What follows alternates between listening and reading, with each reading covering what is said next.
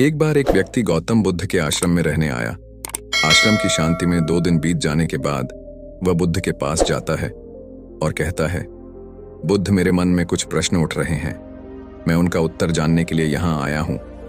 बुद्ध ने कहा, पूछो। आपका प्रश्न क्या है? उस आदमी ने कहा। बुद्ध, मैं अपने जीवन से बिल्कुल भी खुश नहीं हूं।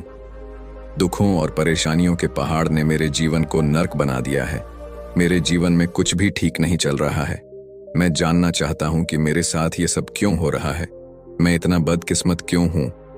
बुद्ध ने कहा, सबसे पहले तुम मुझे बताओ कि इसका कारण क्या है आपके दुख के लिए। वे कौन सी बातें हैं जिनके कारण आप इतने परेशान और चिंतित हो गए? बुद्ध के प्रश्न पर कुछ देर सोचने के बाद उस व्यक्ति ने कहा, यह कैसा प्रश्न है? मैंने आपसे एक प्रश्न पूछा और आप उत्तर देने के बजाय पूछ रहे हैं। बुद्ध उस व्यक्ति की बात सुनकर मुस्कुराए। यदि तुम अपने दुख का कारण नहीं जानते हो तो तुम मुझसे यह उम्मीद कैसे कर सकते हो कि मैं तुम्हारे दुख का कारण जान पाऊंगा? व्यक्ति ने कहा, बुद्ध, लेकिन लोग कहते हैं कि आप भगवान हैं।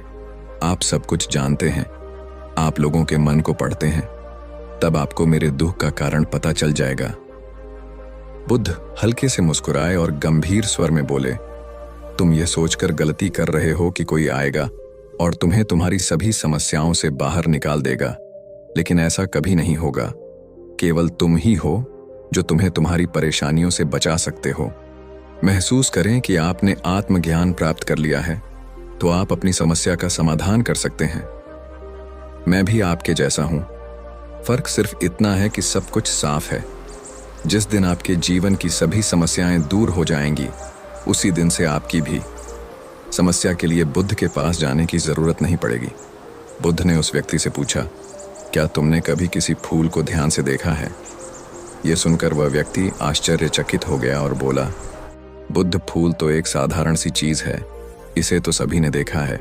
बुद्ध ने कहा, फूल एक कली है। सुबह अंधेरा होता है, दिन के उजाले में फूल बन जाता है, शाम को मुरझा जाता है। यदि फूल केवल इसी बात की चिंता करता है तो शाम तक उसे मुरझाकर गिरना ही पड़ता है। वह कभी खिल नहीं पाएगा। इस तरह अगर आप केवल अपने दुखों के बारे में ही सोचेंगे तो आप कभी खुश नहीं रह पाएंगे। इसलिए मैं आपको बताना चाहता हूं कि आपके जीवन में अभी भी बहुत सी चीजें हैं जिनके बारे में अगर आप बारीकी से देखें तो आप अभी भी खुश हो सकते हैं। आप उनके बारे में सोचकर मुस्कुरा सकते हैं। आप अंदर से खुश हो सकते हैं। आप अपने जीवन की कमजोरी के बजाय अपने जीवन के सर्वश्रेष्ठ पर ध्यान केंद्रित करें। यदि आप अपने जीवन में खुशी चाहते हैं तो आपको इस शाश्वत नियम का पालन करना होगा। अच्छे पर ध्यान देना होगा और जीवन में सकारात्मक चीजें। मैं तुम्हें सिर्फ रास्ता दिखा सकता हूं। मैं तुम्हें दिखा सकता हूं कि उस रास्ते पर कैसे चलना है, लेकिन तुम्हें उस रास्ते पर चलना होगा। बुद्ध के ऐसे शब्द सुनकर वह आदमी कुछ देर तक शांत बैठा रहा। फिर उसने कुछ सोचा और कहा, लेकिन बुद्ध, मैं चलता हूं, एक बात समझ नहीं आ रही। क्या मेरा पूरा जीवन एक ही तरीके से हल हो सकता है? बुद्ध ने बहुत धीरे से उत्तर देना शुरू किया। मान लीजिए कि कोई भविष्यवक्ता आपको बताता है कि आज शाम तक आपकी मृत्यु निश्चित है। यह जानकर आपको उन बातों की चिंता होगी जिनके बारे में आप अभी चिंता कर रहे थे। आपको याद भी नहीं होगा कि किस तरह की परेशानियां हैं और किस बात की चिंता कर रहे हैं। आप उस वक्त सिर्फ उस हकीकत के बारे में सोच रहे होंगे जिसे लोग मौत कहते हैं। अचानक आपको एहसास होगा कि जिन छोटी छोटी चीजों को आप उसकी सबसे बड़ी परेशानियां कहते थे, वह कुछ भी नहीं। अचानक आपको लगेगा कि चिंता करना बेकार है। आज शाम तक मैं दुनिया छोड़ने वाला हूं। और आप पाएंगे कि आपके पूरे जीवन के वे क्षण व्यर्थ हो गए जो आपने चिंता, ईर्ष्या और व्यर्थ कष्ट में बिताए होंगे। लोग बोलते तो हैं, लेकिन अंदर से कभी स्वीकार नहीं करते कि एक दिन उन्हें भी इस दुनिया से जाना है। उनकी इच्छाएं इतनी प्रबल होती हैं कि वे खुद को अमर मानते हैं। सुख और दुख दोनों ही स्थायी नहीं हैं। यह हमारे कार्यों और विचारों से निर्मित होते हैं। वह आदमी जो बुद्ध की बातें सुन रहा था, टोकते हुए बोला, तो आपके कहने का मतलब यह है कि मैं हमेशा सोचता हूं कि मैं मरने वाला हूं। क्या यह सोच मेरी सभी समस्याओं का समाधान कर देगी? नहीं, ऐसा कभी मत सोचिए। आपको बस यह स्वीकार करना होगा कि दुनिया में मेरी उपस्थिति अनिश्चित है। मैं जब तक यहाँ हूँ एक खुशहाल जीवन जीऊंगा। आपके जीवन में जो भी अच्छी चीजें हो रही हैं उनके साथ जिएं। वह तुम्हें आंतरिक खुशी और शांति देगी। अपना दिमाग ठीक करो और धीरे धीरे तुम्हारे जीवन की सभी समस्याएं समाप्त हो जाएंगी। व्यक्ति के जीवन के अधिकतर दुख उसकी इच्छा से ही उत्पन्न होते हैं, इसलिए आप अपने मन पर नियंत्रण रखें। यदि आप अपने मन का इलाज एक बच्चे के मन की तरह कर सकते हैं तो आपको आंतरिक शांति महसूस होगी। उस व्यक्ति ने कहा कि आपने मन को नियंत्रित करने की बात कही। आप चंचल मन को कैसे नियंत्रित कर सकते हैं? बुद्ध ने कहा कि सबसे पहले तुम्हें सुख और दुख के बीच अंतर समझना होगा। आपको सबसे पहले यह जानना होगा कि आपके लिए खुशी और दुख का क्या मतलब है। इसके बाद अभ्यास के द्वारा अपने मन को इस प्रकार तैयार करना है कि आप न तो खुशी के मौके पर ज्यादा खुश हों और न ही दुखी होने पर ज्यादा दुखी हों। आपको खुद को पूरी तरह से मध्य में रखने का प्रयास करना होगा, जिसे मैं मध्यम मार्ग कहता हूँ। यदि आप अपने जीवन में गहराई से उतरेंगे और यह पता लगाने का प्रयास करेंगे कि क्या चीज आपको खुश करती है और क्यों, तो अंत में आपको केवल एक ही उत्तर मिलेगा कि आप आपके सभी दुखों का कारण हैं। आपकी इच्छा, आसक्ति, इच्छा, ये सब आपके मन द्वारा निर्मित है। इसलिए यदि आप अपने मन पर नियंत्रण कर लेंगे तो आपके सभी दुख समाप्त हो जाएंगे।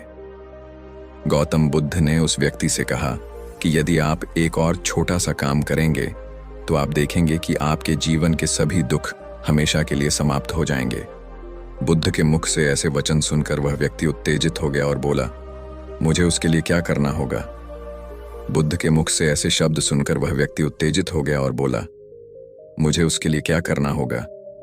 बुद्ध ने कहा कि तुम अगले 2 दिनों तक किसी से बात नहीं करोगे और कागज लेकर आशाराम के एकांत स्थान पर बैठ गए। आपको वहां बैठकर उन दुखों के बारे में सोचना और लिखना है जो आपकी परीक्षा ले रहे हैं, और उनका कारण भी लिखना है। और दूसरे पेज पर आपको थोड़ी सी खुशी लिखनी है और यह भी लिखना है कि आपको यह खुशी क्यों है। जल्दबाजी करने की कोई जरूरत नहीं है। आपके पास बहुत समय है। आप आराम से सोच सकते हैं। जाओ और सोचो और आराम से लिखो। उस आदमी ने बुद्ध को प्रणाम किया और आश्रम के कोने में बैठ गया। 2 दिन बाद वह कुछ लेकर बुद्ध के पास वापस आया, उसके हाथ में कागजात। उसे देखकर बुद्ध ने कहा, सबसे पहले तुम कागज से अपना दुख पढ़कर सुनाओ। व्यक्ति ने सबसे पहले अखबार पढ़ना शुरू किया। मेरे परिवार के सदस्य अमीर हैं, लेकिन मैं गरीब हूं और काम करता हूं। मैं अपने काम में अमीर नहीं हूं और मैं अपने काम में सहज हूं और मेरी तुलना दूसरों से की जाती है। व्यक्ति ने आगे पढ़ना शुरू किया। दूसरा, मेरे पड़ोस में बहुत से लोगों ने बचत की है, लेकिन मेरे पास बचत के नाम पर कुछ भी नहीं है। इसका पहला कारण यह है कि मैं काम कम जानता हूं लेकिन खर्च बहुत करता हूं। आज मेरे पास बचत के नाम पर कुछ भी नहीं है। मेरी पत्नी काफी समय से बीमार है और उसकी बीमारी का कारण मैं हूं। मेरी लापरवाही के कारण मैं उसे कभी किसी डॉक्टर के पास नहीं ले गया। मैंने इसे भाग्य पर छोड़ दिया। शायद यह मेरी अपमानजनक इच्छा थी कि अगर मेरी पत्नी बीमारी से मर गई तो मैं एक खूबसूरत महिला से शादी करूंगा। चौथा, मैं मन में फ्री पैसे पाने के बारे में सोचता रहता हूं, परंतु योजना पूरी नहीं होती। मैं दुख के सागर में डूब जाता हूं, फिर यह दुख मुझसे सहन नहीं होता और इसका कारण मैं ही हूं। मुझे पता है कि मेरे पास अल्कोहल पीने के लिए पैसे नहीं हैं, फिर भी मैं इसे पीता हूं। मैं अपना दिन खुशी से जीता हूं, लेकिन ऐसा करने में सक्षम नहीं होने पर देखता रहता हूं। बुद्ध, ये मेरे जीवन के सबसे बड़े दुख हैं, और गहराई से सोचने के बाद मैंने पाया कि कई उनमें से मेरे कार्यों और मेरे विचारों के कारण हुआ। ये सुनने के बाद बुद्ध को खुशी का पेपर पढ़कर सुनाया।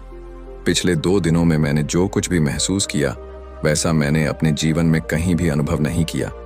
पिछले 2 दिनों में मुझे एहसास हुआ कि वास्तविक शांति और आनंद कितना महान है, और मैं इसका अनुभव करके बहुत खुश हूं। मेरी खुशी के कारणों की सूची बहुत लंबी है। इसे पढ़ने और समझने में बहुत समय लगेगा।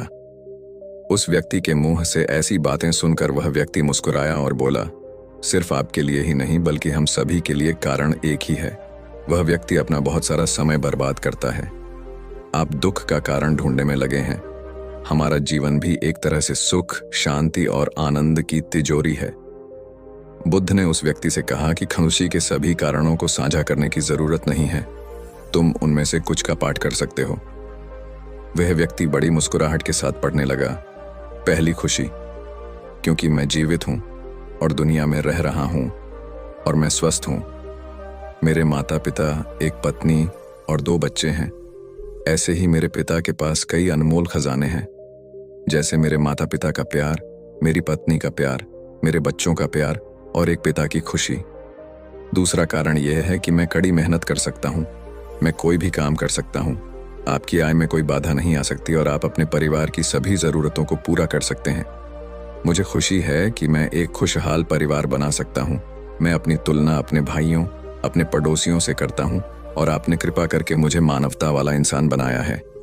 सभी बुरी आदतों को छोड़कर सुखी और खुशहाल जीवन जी सकत हूँ। और मेरे लिए सबसे बड़ी खुशी और सौभाग्य की बात यह है कि मुझे एक जगह मिल जाए और जब तक मैं इस दुनिया में हूँ, हमारी इच्छा और आसक्ति ही सभी दुखों का कारण है। मैं खुद को जानने की पूरी कोशिश करूँगा और मैंने कभी नहीं किया। जीवित रहे। अब आप अपने परिवार के पास रह सकते हैं। यह जीवन सबके साथ है। आपके जीवन में कोई भी परेशानी आपको घेरने की कोशिश कर सकती है। जीवन अपने आप से कहने के लिए बहुत छोटा है और इस जीवन में आप चिंताओं और दुखों को खुद पर हावी नहीं होने देंगे। शांति से बैठकर उस दुख का कारण जानने का प्रयास करें और यदि मिल जाए तो उसे नष्ट कर दें। इस तरह आप मानसिक शांति और कभी न खत्म होने वाली खामोशी पा सकते हैं। दोस्तों, आशा करता हूँ कि आपको इस कहानी से बहुत कुछ सीखने को मिला होगा। इस कहानी में बस इतना ही मिलता